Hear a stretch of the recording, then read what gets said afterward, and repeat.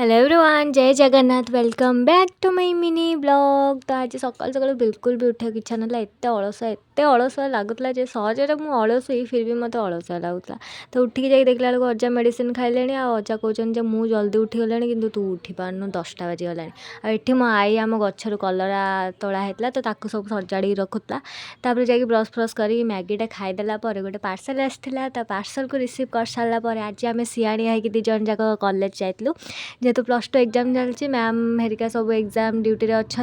आज आमर कहीं भी पिला जाइन आम 2 जन जाइलु। कॉल कर पचारा बेलू कहते आज क्लास ना आम अधिक सियाणिया ना पचारिकी जाइनु। तो घर को पुणी आसिले घर आस लंच कर सारापर पुणी मोर गोटे पार्सल आसला ताको रिसीव कर सारापर आज संध्या बेला माने 4टा बेला आम 2 भौणी जाइलु टे बाहर को किसी काम था। तो कम जाइए आसला जेहेतु आम बाहर को जाइचु तो किसी न खाइले कौन हम फास्ट गुपचुप खाइलु। तापर भाई मोमो न खाइले आम बाहर बुलिया अधा रही जाऊँगी।